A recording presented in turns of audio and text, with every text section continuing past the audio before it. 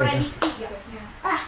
Sebelum kita bahas yang berat-berat atau nggak kayak bahas lebih dalam, mungkin kita bakalan dengar dulu aja kayak mungkin tanya kabar gitu. Nah, kita langsung kabarnya yang di samping saya hari ini apa, mungkin ada perasaan tertinggal atau sedih atau apa, aduh. Jadi gimana kabarnya? Mungkin kayaknya tanya nama dulu kali ya, mungkin ada yang baru pertama kali nonton terus bertanya-tanya siapa sih yang di samping channel ini. Itu padahal penting banget ya, padahal kalau bisa kita tidak dapat trending gitu kan di sosmed gitu. Amin ya. Ya, jangan sampai ya trending karena skandal ya. Nah, jadi siapa yang di samping aku hari ini? Jadi yang belum tahu, aku Kalista, aku adalah partner Hafizuka nih yang punya channel ini. Ini kita ya ini. Nah, terus kita tanpa bertele-tele nanti kita bakal bahas apa sih yang kita mau bahas nih?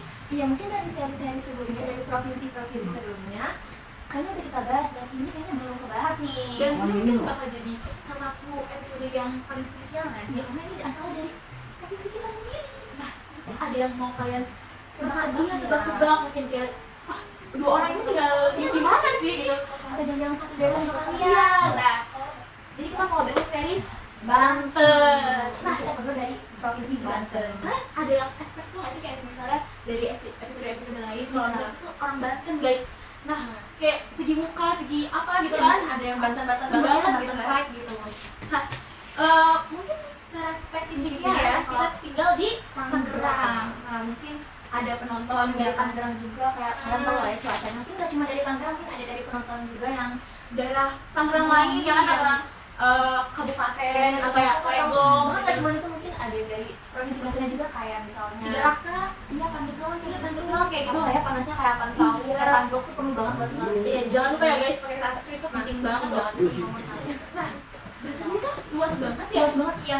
Jadi ya pasti nih ada dong yang nonton dari daerah Banten Banten. juga sama, apalagi dengan wisata-wisatanya yang oke Banget. banget nih. Kayak Ada apa aja sih? Baduy ya.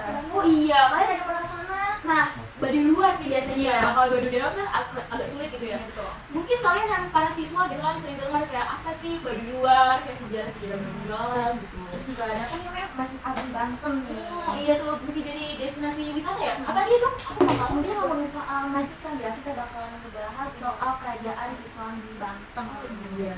Oh tapi sebelum kita ke hal yang lebih utama nih, Kalinya nih, iya kalian pasti orang-orang Banten gitu kan kayak sering familiar gitu dengan Iya. beberapa hal tentang Banten. Kayak kalian kalau dengar kayak Banten tuh kayaknya apa sih? Iya. Kayaknya kalau dari makanan laksa nggak sih? Laksa enak banget ya, kalian yang belum pernah cobain, kalian harus banget cobain karena masih Terus ini kan pantainya, iya kayak ada sawarna, ada sangiang ya. Sawarna pasti orang yang deket situ enak Pasti banget kalau namanya namanya. sangiang lihat kita sunset lah ya, sunrise. Iya. Nah, daripada kita bertele-tele Iya. kita bakal ke topik buat edukasinya ya kan. Ini pentingnya series ini ya guys. Ini manfaat buat kalian lebih tahu. Mungkin kalian ada yang kayak males nge-search gitu kan. Kan kalau ini kan bisa kita kasih poinnya buat sharing ke kalian, jadi kalian tahu inti dari yang kita sharing ke kalian ini apa, jadi kalian ini juga dapat manfaatnya. ya itu kan versi yang easy listening nggak sih? Iya, Jadi kan iya, kita paham aja gitu loh. Nah, dari pasti yang kita bahas tuh awal nggak sih? Awal mulanya nih. Awal mulanya pasti kita bakal bahas sampai akhir titiknya Banten. Iya. Nah, awal mula berdiri Banten tuh lo tau gak sih kapan? Kalau yang gue tahu ya, pendiri kerajaan Banten adalah Maulana Hasanuddin. Mungkin kan ada yang pada nggak sih Maulana Hasanuddin siapa sih? Nah, itu adalah pendirinya kerajaan Banten. Itu guys, catat ya, poin pertama. Nah, yang pasti nih ya, orang-orang tuh taunya kayak kerajaan Banten tuh lama gitu. Kayak udah berdiri sejak lama. Tapi kalian tahu gak sih spesifik dari kapan tahun mereka berdiri? Nah, jadi Kalau misalnya yang gue tahu ya, walaupun kayak lama waktunya, itu tuh abad berapa ya? Pokoknya tuh udah belasan gitu loh. ya, jadi kerajaan Banten ini didirikan pada awal abad Abad ke-16. Itu tua banget guys, udah 16 tuh kayak kayaknya itu masih buyut, gue masih dipikirkan deh. Iya, masih buat direncanakan gitu loh. Nah, kerajaan ini tepatnya pada tahun 1526 oleh seorang ulama yang kita sebutin, yaitu adalah Maulana Hasanuddin. Bayangin guys, 1500 bikin kerajaan yang itu tuh ternyata bakal gede gitu kan. Iya, nah seorang ulama yang berasal dari Demak dan kemudian kota di Banten. Keren juga ya, Maulana Hasanuddin ini adalah juga seorang ulama. Nah, kalian tau gak sih kalau Maulana Hasanuddin itu anak dari salah satu Sunan Gunung Jati. Wow, kalian pasti yang belajar agama pasti kalian tahu guys. Pernah dengar kayak Sunan-sunan ya kan? Sunan ini. Bayangin ayah pendiri dari kerajaan Banten dari provinsi kalian itu adalah salah satu sunan ya guys. Ya. Nah, dulu tuh kawasan Banten sendiri pun menguasai kerajaan Pajajaran dan pelabuhan Sunda Kelapa. Jadi tuh luasnya mereka tuh luas banget guys. Iya. Dan juga dia membuat kerajaan Banten menjadi penting pada masanya itu adalah kerajaan Banten pada masanya begitu jaya karena letaknya yang strategis di jalur perdagangan internasional antara Asia Timur dan Asia Selatan. Itu luas banget guys. Udah menguasai kawasan Pajajaran ya kan, terus juga menguasai perdagangan secara internasional. Oh sekarang kita nyebutnya internasional ya guys. Mungkin kalau pas kemarin kata kayak gitu lazim, bukan hal yang sering didengar gitu. Paham? Harusnya nggak ada nggak sih? Abad 16 dengan Keren kalau banget. ini internasional tuh berarti udah menjelang jauh banget ya, dari Asia Timur ya, Iya. Asia Timur sampai dengan Asia Selatan. Itu Hebat banget ya. Mungkin ada kerajaan-kerajaan yang sebelumnya, tapi ini jadi satu kebanggaan kita sebagai orang Banten ya. Dan juga nih, selain itu, kerajaan Banten juga dikenal sebagai pusat pengembangan Islam di Jawa Barat. Selain dari perdagangan internasional juga Gak kalah ya, iya, di bidang lain pusat loh. pengembangan Islam loh di Jawa Barat. Ya nggak salah nggak sih, kayak mereka Sultan Maulana aja tuh anak dari Sunan Gunung Jati. Jadi Betul. bisa bidangnya tuh bukan dari perdagangan aja, tapi dari segi religius ya kan. Kalian ada yang tahu nggak sih kalau misalnya ada ratu juga kayak iya gue jujur baru tahu, maksudnya gue tahu kalau misalnya Sultan Maulana Hasanuddin tuh bakal menikah, tapi yang pasti orang-orang sering dengar kan Sultan Maulananya sendiri gitu, bukan istrinya. Ya karena ratunya emang didengar sama orang lain mungkin, nah kita bakal bahas nih. Padahal ratunya ini adalah ratu pertama ya. Iya. Orang jarang speak up gitu ya. Kalau boleh tahu namanya siapa sih? Nah, fun fact-nya nih, ratu pertama kerajaan Banten adalah Ratu Ayu Wulung dari Sultan Demak yang menikah dengan Maulana Hasanuddin sendiri. Jadi kayak apa ya, maksudnya fact itu sama gitu loh kan? Iya. Kan Sultan Maulana itu daerahnya dari Demak ya kan, terus kayak ratunya tadi dari Demak juga kan? Iya. Jadi sama-sama orang Demak nih. Iya. Jadi ketemu gitu kan di Demak, terus kayak mereka falling in love, terus kayak membentuk sebuah kerajaan Banten. Nah, kalau boleh tahu alasan selain perkembangannya kan itu ada apa, perdagangan internasional ya. Nah, apa sih yang bikin mereka tuh makin kaya gitu? Karena yang gue tahu kan kerajaan Banten tuh ada masa kejayaannya gitu. Iya. Pasti ada masa naik, ada masa turun. Nah, kita bahas yang masa naiknya dulu kali ya, masa kejayaannya kerajaan Banten ini. Kekayaan kerajaan Banten terutama berasal dari hasil perdagangan rempah-rempah seperti lada dan cengkeh, serta hasil tambah seperti emas dan perak. Gila, kalau kalian mungkin sering mendengarkan sejarah kali ya guys, itu cengkeh, terus ada lada, udah nggak asing lagi. Itu tuh pasti hal yang diincar sama Belanda ya guys. Jadi tuh kekayaan kita tuh dulu sangat amat kaya banget ya, melipir gitu. Rempah-rempahnya ada, jadi itu hal-hal yang bikin jaya gitu ya. Nah, kejayaan itu dipegang sama siapa sih? Nah, kalau itu aku nggak tahu nih, kita tanya kali ya. Oh iya. Kalau yang aku tahu ya dari yang sumber aku baca, kalau misalnya kejayaan kerajaan Banten itu pada abad ke-18 itu dipimpin oleh Sultan Agung Tirtayasa. Dari sekian banyak raja pasti kalian pernah dengar Sultan Agung Tirtayasa. Apalagi mungkin kalian pernah dengar universitasnya yang bernama itu juga. Iya, Untirta. Pasti kalian asing lagi. Kalau itu terletaknya di Banten. Iya, yang benar pasti ya. Pasti sih. Kayak orang kalau apa sih dengar Sultan Agung Tirtayasa itu ingatnya Untirta nggak sih? Iya.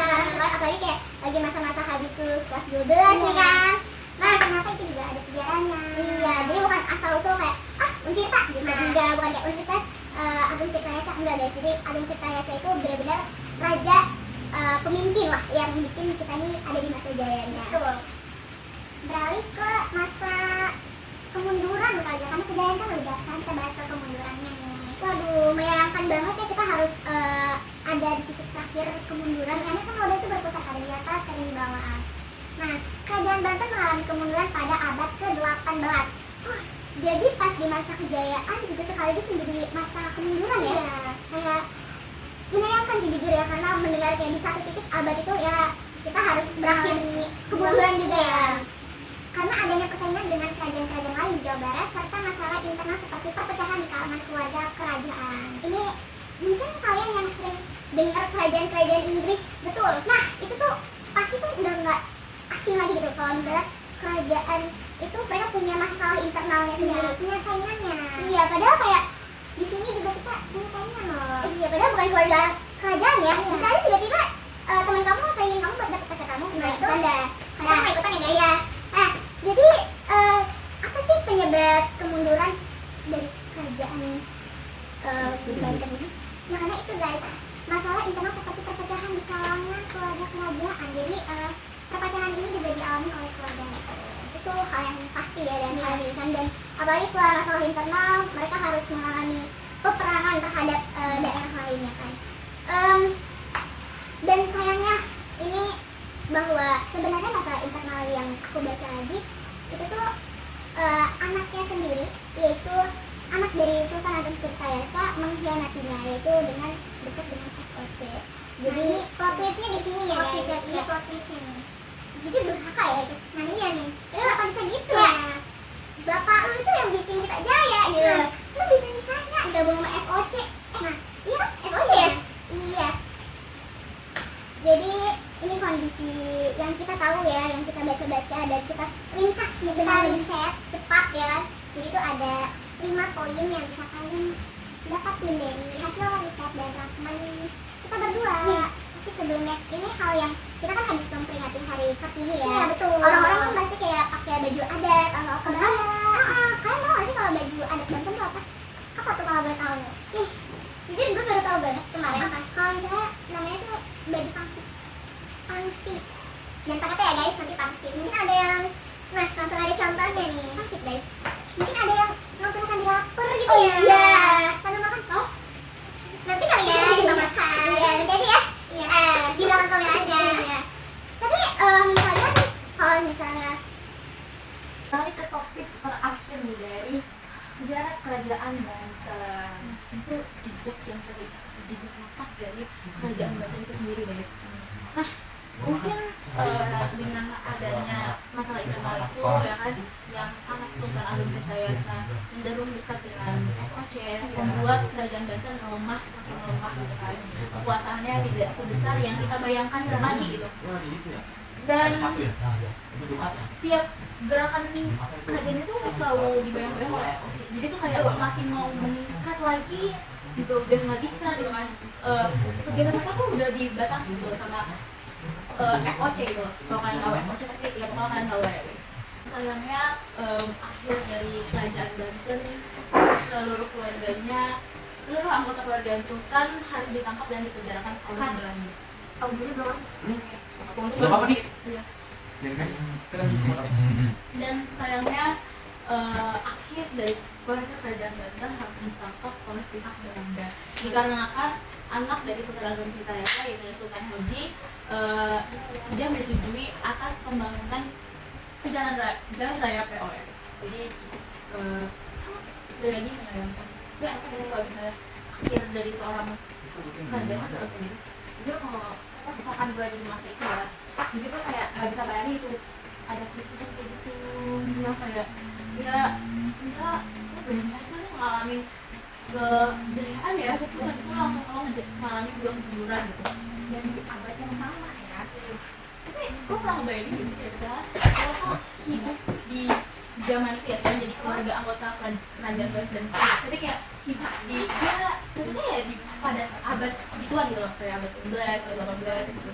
Apa yang lo bakal rasain atau mungkin happy kayak misalnya lo tiba-tiba gitu loh kayak, jadi rasanya kayak mana-mana gak sih, gaduh-gaduh kayak sedih ada, senang ada karena ada di masa kemajuan, sedih karena ada di masa kemunduran, itu kayak menjadi satu, itu kayak ya pasti kayak ya, rasanya udah ketemu lagi gitu, gimana ya, udah seimbang gitu loh. Jadi kita sebagai orang yang kita udah di zaman modern yang udah nikmatin masa kejayaan Banten yang baru ya, bukan ya, secara kerajaan yang lebih fleksibel gitu kan. Jadi kita ya apa ya, bisa lebih bersyukur di keadaannya sekarang, lebih mudah berekspresi nggak sih, kayak kan kalau zaman dulu batasnya banyak banget, limitnya tuh pasti ada apa ya, kita nggak ngebayangin Belanda gitu loh, kayak sekarang kan kita lebih bebas gitu kan. Ya bahkan kalau di masa sekarang pun ya kayak di lingkungan kita juga pasti ada problemnya sendiri itu yang kita alami. Ya, Dari kayak sosial masalah internal tadi ya. Iya tuh. Saya menyayangkan ya, Ya. lagi-lagi harus mengucapkan hal itu untuk tempat tinggal gitu. Nah daripada kita bersedih-sedih nih ya, mungkin Imron apa bisa sharing ke kalian? Iya, jadiin sebuah pelajaran, jadiin sebuah hal-hal yang wah gue baru tahu nih kalau kata-katanya kayak gini gitu loh. Ternyata banyak. Kalau kalian bisa lebih search lagi dari awal dan lebih dalam lagi, itu tuh pasti kan bakal lebih kaget kalau misalnya itu pernah dialami di daerah kalian gitu loh. Iya, di provinsi yang kalian tinggal ya, khususnya di Banten yang sekarang kita lagi bahas. Iya, atau lagi kayak misalnya orang yang di luar Jawa belajar. Karena di Jawa pun juga pasti ada masanya kayak gitu ya guys, di zaman-zaman sebelumnya. Dan sekali lagi kita bersyukur ya kan, Iya, apa yang bisa mendapatkan hal-hal yang lebih baik dari Iya. pas mereka dijajah atau ini gitu. Jadi kita lebih coba dan rendah hati aja ya guys. Iya. Mungkin udah cukup Iya, kali ya. ya. Kerasa kayak Iya, obrolan kita kerasa sampai banget sini. ya sih, kayak ya santai, soalnya santai Iya. banget kita kayak aduh besok kan nggak suara kita. Agak-agak nggak apa-apa ya guys, Oh. terima aja. Jadi mungkin ini Sampai sampai sini kita aja tutup kali ya. iya, Sampai jumpa harus di- kita berpisah. Iya, sebelum mengucapkan selamat tinggal kalian. Mungkin Segini ya, udah akhir ya. ya yang bisa kita share ke kalian ini semoga bisa jadi pelajaran buat kita di masa sekarang, kayak kita tuh lebih rendah hati, lebih bersyukur. Iya pada dan guys, sekarang. ini poin yang penting banget buat sosial hidup yang ada kayak semua orang harus bersyukur lah ada apa yang Iya. kita nggak tahu masa lalu tuh kejadiannya ternyata lebih parah dengan apa yang kita alami sama sekarang. Nah mungkin segini aja kali ya, ini akhir dari kita, maksudnya kan tadi akhir dari Kejadian Banten, nah ini akhir dari sharing kita, sharing is caring ya kan. Betul. Nah jadi Mungkin segini dulu ya. mm, Sampai jumpa di lain kesempatan. aku Mizita, Aku Kalista. kami pamit undur diri.